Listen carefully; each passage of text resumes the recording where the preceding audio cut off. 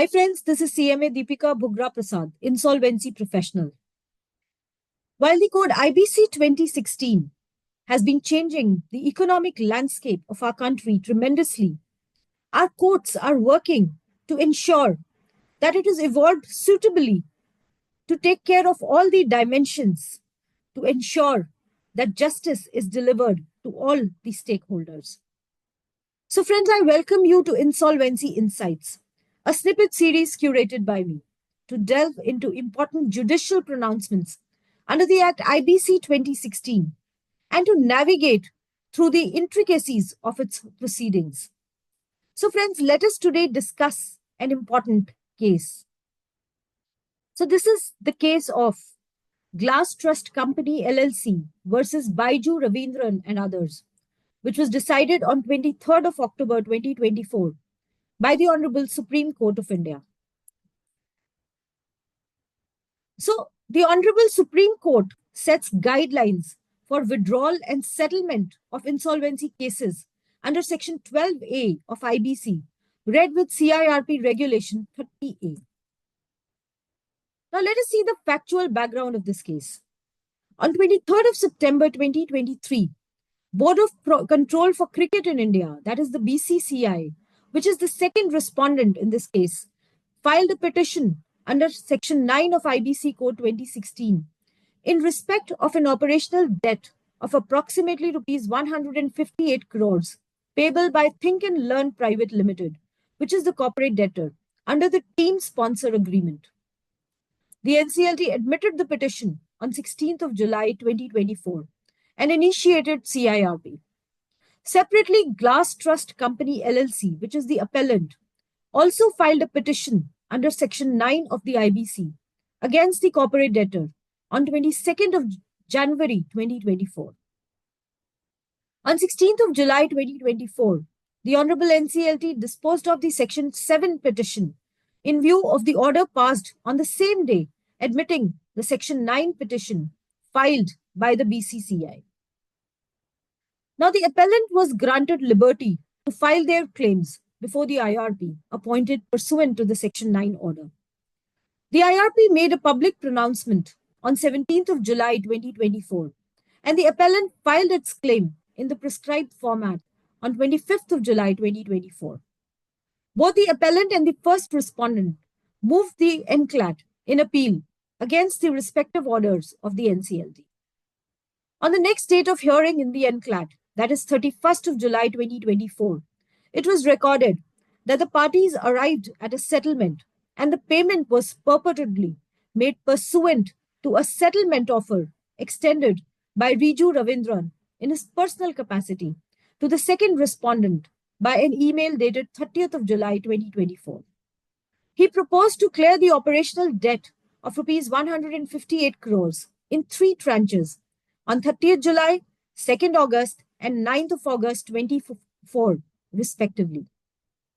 The second respondent agreed to take steps for withdrawal of the petition upon receipt of full payment of the operational debt. On 31st of July 2024, when the parties sought to place the settlement on record before Honorable NCLAT, although CIRP had been initiated and an IRP had been appointed, the COC had not been constituted. On 2nd of August 2024, through impugned order, the NCLAT held the affidavit and undertaking filed by Riju Ravindran made it clear that the money was generated by Riju Ravindran from his own sources.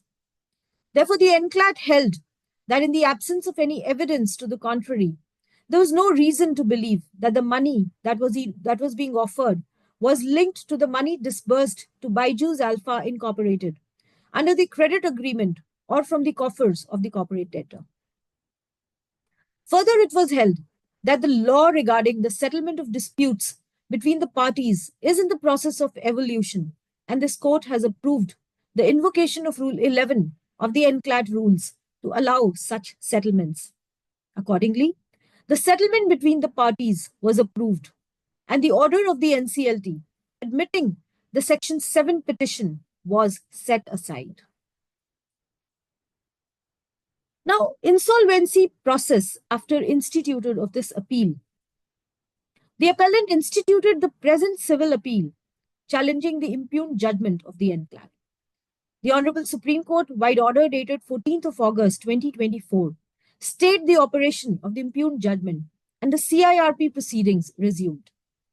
The IRP constituted the COC and the first meeting of the COC took place on 3rd of September 2024. On 26th of September 2024, the Honorable Court reserved its judgment and directed that the IRP maintain the status quo and not hold any meeting of the COC until the judgment is pronounced. Now, what were the issues before the Honorable Court and their decisions? Now, whether the appellant, who is not a party to the settlement between the second respondent and the corporate debtor, has locus in the proceedings before this court, and whether the NCLAT erred in invoking its inherent powers under Rule 11 of the NCLAT Rules 2016 in the presence of a prescribed procedure for withdrawal of CIRP and settlement of claims between the parties, and without prejudice to the above, whether the Honorable NCLAT adequately addressed the objections raised by the appellant while exercising its discretionary power under Rule 11 of the NCLAT Rules 2016. Now, let us understand the legal framework for withdrawal and settlement of claims after the amendment in CIRP Regulation 30A with effect from 25th of July 2019. Now, in response to the lacunae identified by this court in Swiss Ribbons, an amendment was made to Regulation 30A of the CIRP regulations. This amendment came into effect on 25th of July 2019. Regulation 30A1 now provides for the procedure to make an application for withdrawal before the NCLT under Section 12A, both before and after the constitution of the COC. The provision to Regulation 30A1 provides that when the application is made after the COC has been constituted and after the invitation for expression of interest has been issued, the applicant shall state the reasons for withdrawal at this stage. The regulation acknowledges the possibility of withdrawal even after the invitation for expression has been issued. However, it mandates that an application for withdrawal in such cases must be accompanied by reasons. Now, there are 4 stages of withdrawal of insolvency cases, and a procedure prescribed under the existing framework after a series of deliberations by the legislature. The framework created by Rule 8 of the NCLT rules and Section 12A of the IBC, read with Rule 30A of the CIRP regulations, lays down an exhaustive procedure for the withdrawal of an application filed by the creditors under Section 7, 9, or 10 of the IBC. Now, withdrawal may be sought at 4 stages, all of which have a procedure prescribed under the existing framework. Now, these may be summarized as follows.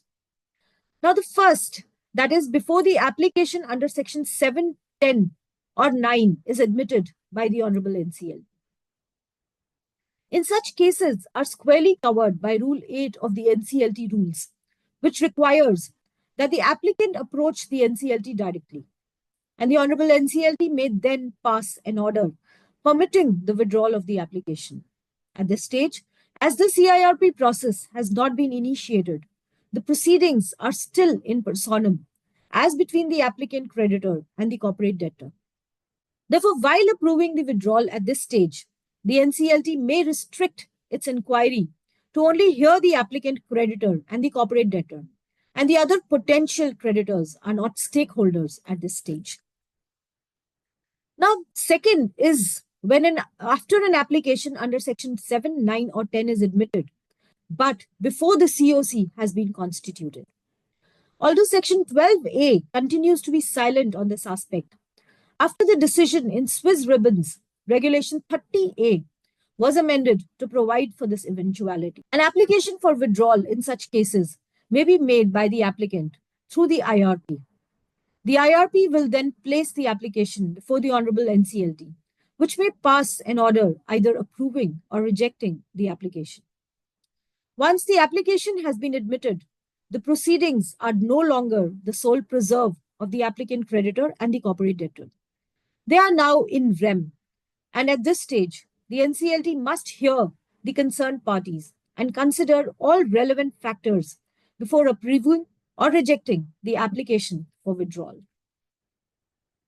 Now, next, that is the third, is when after an application under section 7, 9, or 10 is admitted and the COC has been constituted and the invitation for expression of interest has not been issued. So, section 12A, read with regulation 30A, provides exhaustively for this scenario. In such cases, the application for withdrawal is to be placed before the NCLT through the IRP or the RP. The application is first placed before the COC, and after ascertaining approval with a 90% voting share, the RP shall submit the application to the NCLT. And then fourth is when after an application under section 7, 9, or 10 is admitted and the COC has been formed and the invitation for expression of interest has been issued. The procedure is the same as detailed in the third option above, with the added requirements stemming from the proviso to Rule 30A1. In such cases, the applicant must state the reasons for withdrawal at this belated stage. Now, what is the locus of the appellant before the Honorable Supreme Court?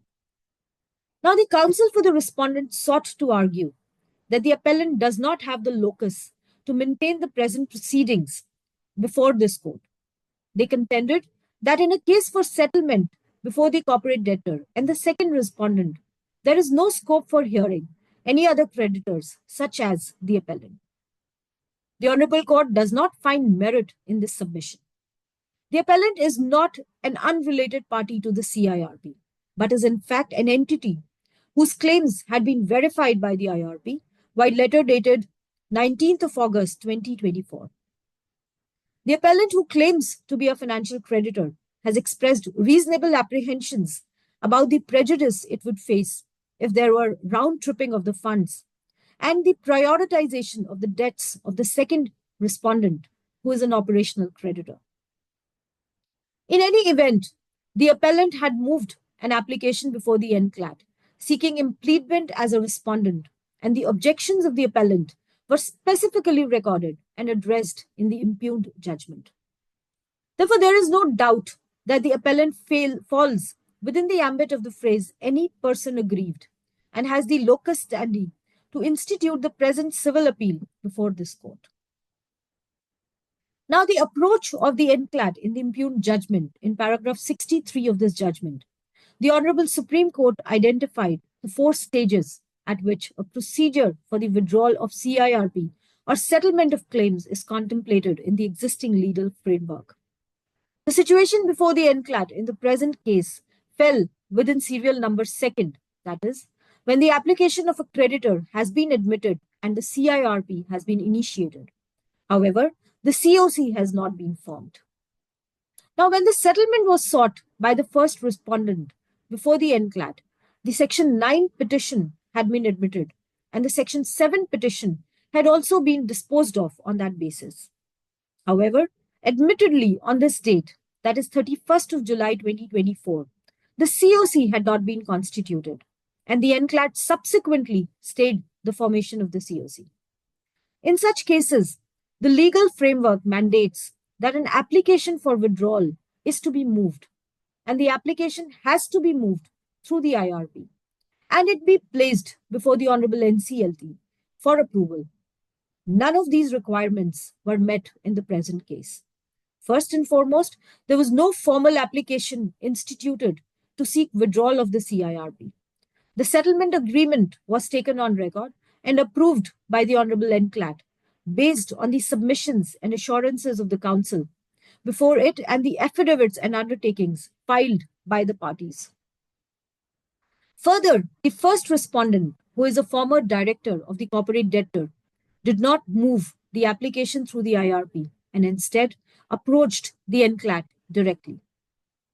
Finally, the request to approve the settlement was moved before the NCLAT during appellate proceedings instead of being placed before the NCLT.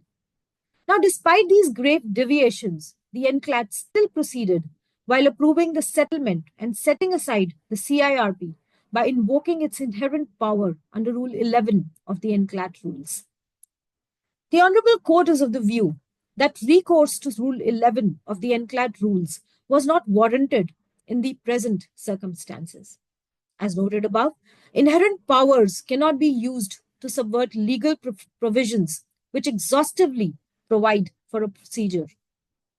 To permit the NCLAT to circumvent this detailed procedure by invoking its inherent powers under Rule 11 would run contrary to the carefully crafted procedure for withdrawal.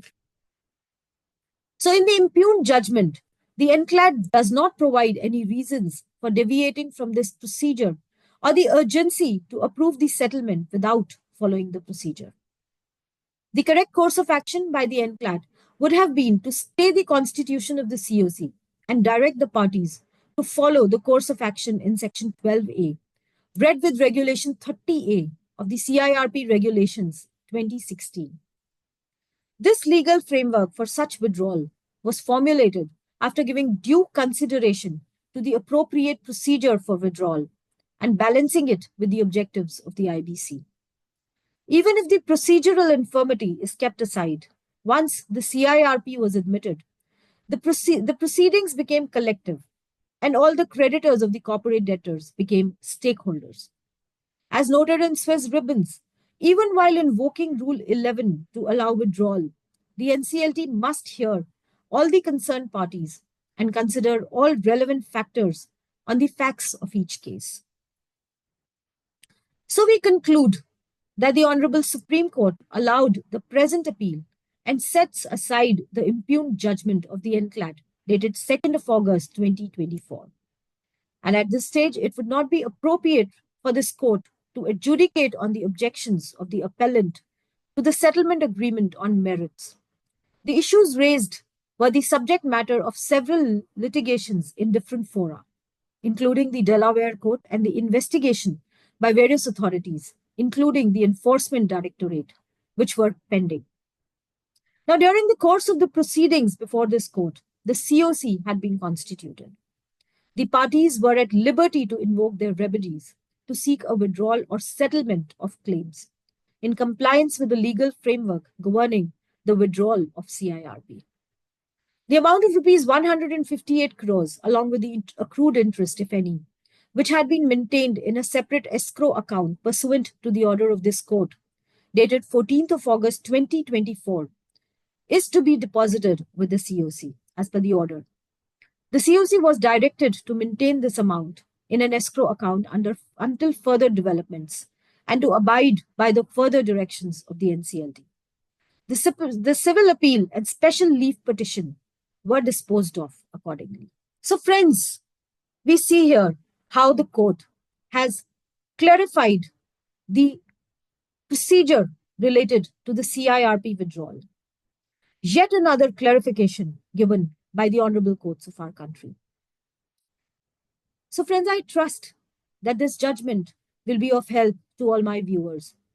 So, for further insights into such judicial pronouncements under the Act IBC 2016, please like this video and subscribe to my YouTube channel. So, thank you, friends, for being with me here today. This is Deepika B. Prasad signing off, and we'll catch you in the next case. Thank you.